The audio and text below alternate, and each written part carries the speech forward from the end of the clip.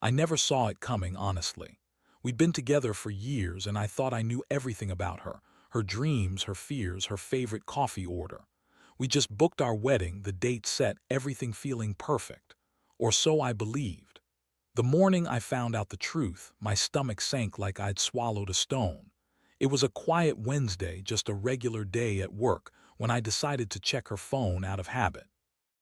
No special reason, just a flick of curiosity like I always did when something felt off. Her message notifications pinged softly as I scrolled through her texts. I didn't expect much, maybe a few flirtatious jokes from her sister or some harmless gossip. But then I saw it, a message from her boss. It was a short, casual text, but the meaning hit me like a punch to the gut. "Can't wait to see you tonight. I miss you already." My fingers froze on the screen. My heart pounded. I kept reading. There were more. A whole string of secret messages filled with intimacy, promises, and plans that she'd hidden from me for months. The room seemed to close in. My palms grew sweaty and I could feel the blood draining from my face. I read and reread those texts, each one chipping away at the trust I thought we had. She lied. All those nights I thought she was working late or just hanging out with friends, she was with him, her boss, the man who held her secret. Everything she told me during those months turned into a lie. The perfect woman I knew was a mask, hiding a betrayal I couldn't even begin to process. My hands trembled as I closed her phone. I didn't cry. Instead, a dark haze settled over me, a burning cold that made my stomach tight. I felt like I'd been punched again, only this time in my chest. How long had she been cheating? Was I just blind? Did she ever care about me at all? Those questions circled my mind, but the one thing I knew was I couldn't stay silent. Not anymore. I needed to see her. I had to confront her face to face, to hear her lie or admit it. That night I waited until she was working late again. She never expected me to be waiting in the dark. Phone still in my hand. When she walked in, her eyes widened. "What are you doing here?" she asked, voice trembling. I didn't hold back. "I found your messages, the ones to your boss. How long has this been going on?" My voice was cold, hard enough to make her flinch. Her eyes darted, her face paling as if she'd been caught in a trap. "It's not what you think," she mumbled, but the words tasted like ash in my mouth. "Oh, really?" I snapped. "You lied to me for months, pretended everything was perfect. Did you think I wouldn't find out? Did you think I wouldn't notice?" She looked like she might cry, but I didn't feel sorry for her. Instead, a surge of fury took over my body. I could feel my fists clenching, trembling with rage. I knew I couldn't just walk away from this. I had to do something. I had to plan my revenge, even if it was just a quiet, calculated one. I needed her to pay for what she did. That night marked the beginning of a dark chapter. I sat in the dark, replaying her betrayal in my mind, trying to figure out what to do next. I knew I couldn't stay silent, but I also had to be smart. I couldn't just lash out blindly. There had to be a way to make her feel what I felt: exposed, humiliated, betrayed. Maybe not in the usual way. Maybe I should give her a taste of her own medicine. I started to gather evidence, screenshots, recordings, anything I could use. I'd never been the kind to seek revenge, but this was different. This was justice. I remembered her sneaking around, the way she'd brush off my questions, the way she'd act nervous when her phone buzzed. Every detail, every lie, every secret message was fuel for my plan. And as I sat there in the dark, feeling the cold sweat on my palms, I realized one thing: I was done being the fool. If she wanted to betray me, she'd see what it felt like to lose everything. I'd make her regret ever crossing that line. But I wasn't ready to act just yet. I had a plan forming. I'd wait. I'd watch her, and when the moment was right, I'd strike. The betrayal had just begun, and I was about to turn the tables. The question was, how much damage could I do without losing myself in the process? The days that followed were a blur. I couldn't sleep, couldn't eat much. Every time I closed my eyes, her face flashed in my mind. Her smile, the way she'd lie so easily, the way her eyes darted when she thought I wasn't looking. I felt like I was walking around with a cold blade in my gut, every breath sharp and heavy. I knew I had to be careful. I couldn't just blow everything up without thinking. Not yet. I started digging deeper, sifting through her phone, her email, even her social media accounts. I wasn't planning a rash move. I wanted to gather every shred of evidence, every secret detail she'd buried. Her texts with her boss weren't enough. I needed to see if there was more other men, more lies, anything that could help me make her pay. And I found it, of course. Hidden folders, deleted messages, secret calls. It was like a web she'd spun around herself, trapping her in her own lies. I also watched her routines. She'd leave in the mornings with her bag, makeup, fresh, looking like she was headed to work. But sometimes I caught her sneaking around, texting in her car, locking her phone when she thought I wasn't looking. I could feel my jaw clench. Every detail was a dagger twisting in my gut. I had to be patient. I had to be smart. One evening, I caught her leaving her phone on the kitchen counter while she went to the bathroom. I didn't hesitate. I took her phone, scrolled to her recent messages. There were more exchanges, more excuses, more lies. She'd been covering her tracks, but I saw everything. The way she told him she'd see him tonight, how she promised not to tell anyone. I felt a fire building inside me, but I kept my face calm. No point in giving her a reason to suspect I was onto her. That night, I sat on the couch, her phone in my hand, and thought about my next move. I knew I couldn't just confront her again without proof. I needed leverage, something that would make her realize the game was over. I decided I'd need to make her feel exposed. Publicly or privately, I wasn't sure yet. But I knew I had to act when she least expected it. The next morning, I woke up early. I was already planning my move. I'd gathered enough evidence. I had the texts, the emails, the secret calls. I knew her schedule, her habits.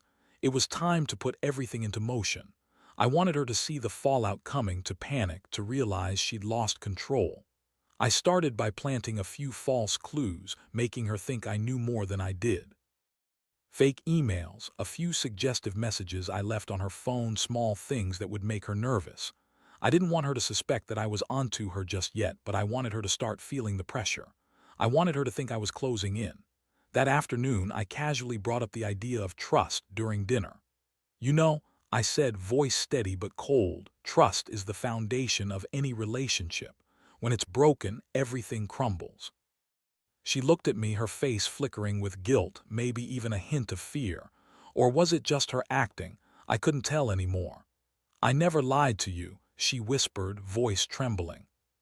But I knew better. I knew her lies were just beginning, and I was about to give her the reason to finally tell the truth or face the consequences.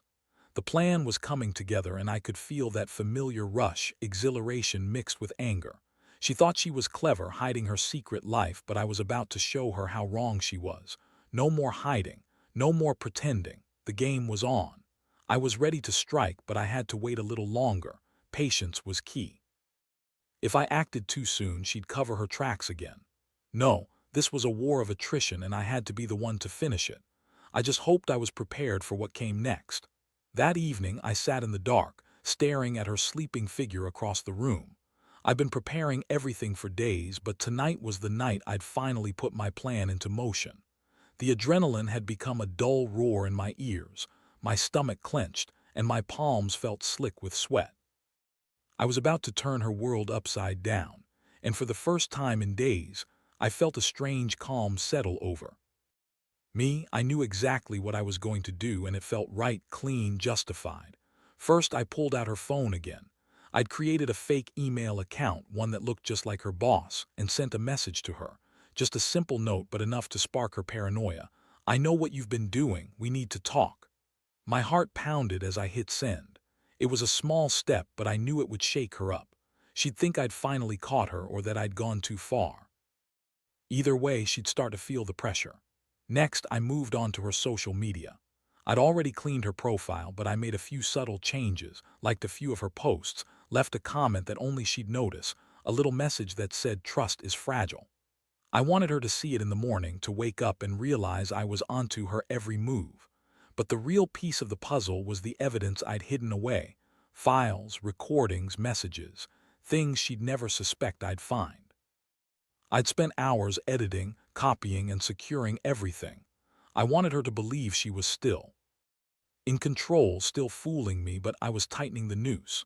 At midnight, I sat outside her bedroom door, listening to her breathing. I had everything ready: the photos, the recordings, the fake message I'd sent. I just needed her to react.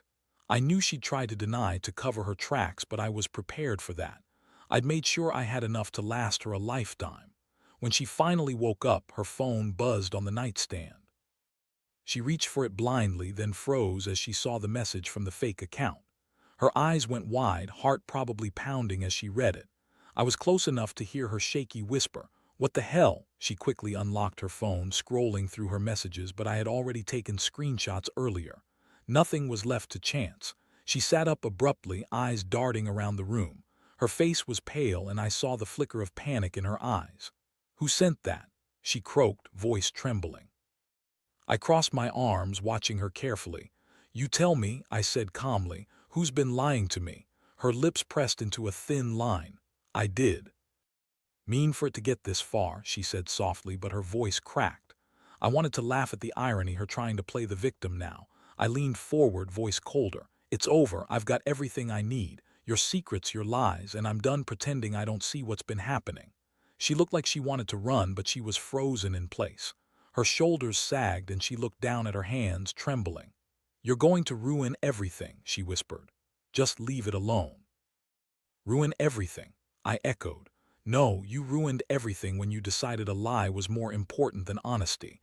You thought you could cheat and hide behind your mask forever, but I'm not stupid. I knew something was wrong. I just didn't want to believe it." That night, I finally felt the weight of all those months lift. I'd set the trap and she'd fallen right into it. Her secret was out in the open now, and there was nothing she could do to fix it. She'd chosen her side and I'd chosen mine, justice, even if it was bitter. The question now was how much more I was willing to expose. I had enough fuel for a storm and I was just getting started, but I wasn't going to rush. I was going to give her a taste of her own medicine, slow, deliberate, and unforgiving, because betrayal like this, it deserved nothing less. The next morning, I woke up feeling a strange mix of satisfaction and anticipation. I'd set the ball rolling last night, and now I was watching her scramble. She'd woken up pale and silent, clutching her phone like it was a lifeline. I let her stew for a while, drinking my coffee in silence while she tapped nervously on her screen. Her face was a mess, eyes red, jaw clenched tight. She was trying to pretend everything was fine, but I saw right through her. When she finally looked at me, her voice was barely above a whisper. "What are you going to do now?" she asked, voice trembling. I shrugged casually, knowing I had her exactly where I wanted her. "Depends," I said, "on how honest you're willing to be." She hesitated, then looked away. That's when I knew I had to push a little harder. I reached into my pocket and pulled out the evidence, screenshots of her messages, recordings of her voice, a few emails I'd saved. I placed them on the table in front of her. "I've got everything," I said plainly. "Your lies, your secrets, and honestly, you're lucky I'm not calling your boss right now." Her eyes widened and her hands curled into fists. "You're wasting your time," she snapped. "You don't really think I'd do something like that? You're overreacting." "Oh," I said, voice low and firm, "I think you're more than overreacting. You've been caught, and I'm just getting started." I paused, letting her see the coldness in my eyes. "You've been lying to my face for months, pretending everything was perfect, but I see the truth now, and I promise I'll make sure you regret it." She looked like she wanted to scream or cry or run, anything but sit there and face her mistakes. But I wasn't done. Not yet. I leaned in closer, voice steady but dangerous. "You think this is the end? No, this is just the beginning. You're going to tell me everything. Every secret, every lie, every betrayal. And if you don't, well, let's just say I have a few surprises prepared." Her face darkened, and for a moment I saw that flicker of defiance. "You're crazy," she spat. "You really think you can just destroy everything?" "No," I said, standing up slowly. "I just want the truth. If you don't want to come clean, I'll do it for you. But either way, it's over between us. And I promise you're going to regret crossing this line." She stared at me, tears threatening to fall, but she kept her mouth shut. I felt a strange sense of calm, knowing I held all the cards now. Her secrets, her lies, her betrayal, they were finally exposed. No more pretending, no more hiding. I knew she'd try to spin her way out of this, but I wasn't interested in her excuses anymore. I had what I needed. The next step was decisive. It was time to make her see that the game was over, and I was the one who held all the power. I just had to wait for her to make the next move. And when she finally did, I was ready to strike. Because this wasn't just about revenge. It was about making her understand her place, beneath me, exposed and utterly powerless. I could almost taste the victory. Almost. The days that followed felt like a slow burn. She kept trying to deny everything, calling me paranoid, saying I was overreacting, that I was making a big deal out of nothing. But I didn't care about her excuses anymore. My mind was clear, my plan was set, and I was just waiting for the final piece to fall into place. I could feel her anxiety simmering beneath her calm facade. She'd check her phone obsessively, act like everything was normal, but I knew better. She was cracked open, vulnerable, ready to be broken. I kept her on edge, dropping little hints that I knew more than I was letting on. I made sure she saw me calmly looking at her phone, reading her messages, pretending to be unconcerned while I was meticulously analyzing her every move. I wanted her to feel exposed, like she'd lost control. My goal was to push her toward her breaking point, to make her desperate enough to confess or slip up. One day, I decided to escalate. I left a few more clues planted. Couple of fake messages that I knew she'd notice. I wanted her to believe I'd caught her in a trap, that she was cornered. That evening, I confronted her again. "You've been lying pretty well," I said, voice even. "But I know everything you've been doing, and it's over now." Her face was a mask of frustration and fear. "You're crazy," she snapped. "You're just trying to ruin me." "Ruin you?" I repeated, shaking my head slowly. "No, I just want the truth, and I want you to realize what you've lost." I leaned in close, tone sharp. "You thought you could keep cheating, keep hiding, and I'd never find out. Well, I did, and now I'm going to make sure you never forget it." Her eyes flickered with something, panic maybe, or resignation.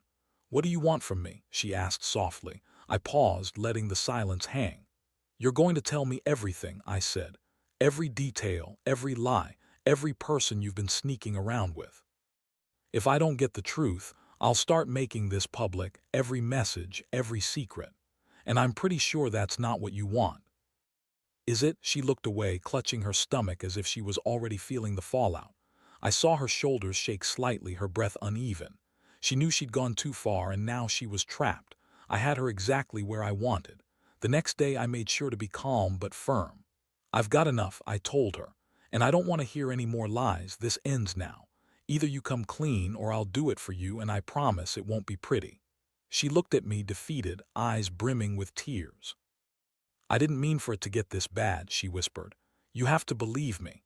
"I don't want to hear your excuses," I cut her off. "You betrayed me, you lied for months, and now you're going to face the consequences."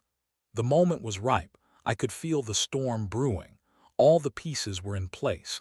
It was time to seal her fate one way or another. I knew she'd try to manipulate me, maybe even plead for mercy, but I wasn't interested. She made her choices, and I was about to show her that betrayal doesn't go unpunished. I handed her a folder, screenshots, recordings, everything. "Look at this," I said coldly. "Your secrets are out, and you better start thinking about what you're going to do next." She slumped onto the couch, silent, staring at the evidence like it was a death sentence. This was it. The moment where she'd realize just how far I was willing to go. I wasn't just going to walk away, not anymore. She'd pushed me to my limit, and I was ready to make her regret everything. The end game was near, and I knew one thing for sure. She was about to face a reckoning she wouldn't forget. The question was, how much longer could she pretend everything was fine? The last few days were a whirlwind, and honestly, I felt both relieved and numb. All the weeks of planning, the hidden evidence, the silent calculations, it had paid off. I could see the cracks in her carefully constructed facade, her eyes darting around, searching for an escape route she no longer had. That morning, I took decisive action. I went to her, handed her the keys to her car, and told her to pack her things. Her face drained of color as she realized I meant business. "You're serious," she said quietly, voice trembling. "More than you realize," I told her. "You betrayed me, lied to my face, and thought I wouldn't find out. Well, I did, and I've had enough." She looked at me, tears streaming down her cheeks now, but I didn't feel the slightest bit guilty. If anything, I felt a strange sense of liberation, like I was finally shedding a heavy burden I'd carried for too long. I watched her gather her things, her hands shaking as she stuffed clothes into a bag. The silence was deafening, but I knew exactly what I was doing. When she finally left, I stood at the door, watching her walk away, her head bowed in shame. I closed the door behind her, took a deep breath, and felt a weight lift from my shoulders. I knew she'd try to reach out to justify her actions, but I had already made my decision. I was done. I sat down and reflected on everything. The pain, the betrayal, the anger, yes, all that had been real. But what mattered now was my future, not her lies. I had learned a harsh lesson about trust and deception, but I also learned that sometimes the best revenge is simply walking away and reclaiming your dignity. I packed everything evidence-related away, deleted her number, and made plans to move on. I didn't want anything left of her in my life. No more games, no more lies. I let my heart heal, piece by piece, and reminded myself that I deserved better, someone who wouldn't hide secrets, who wouldn't betray my trust. In the end, I realized that revenge isn't about destruction. It's about taking back control, making a statement, and moving forward with clarity. Betrayal hurts, but it also teaches you what you're willing to accept and what you're not. So, to anyone out there dealing with similar betrayal, trust your instincts, gather your strength, and don't be afraid to walk away. The pain may linger, but so does the freedom. And sometimes that's all you need to start over. The key I handed her was the last thing I did. I looked her in the eyes as I pressed the handle into her palm and said, "You lost me, but I hope you find yourself someday." Then I turned and closed the door for good. That's how I reclaimed my life. And honestly, I've never felt more alive.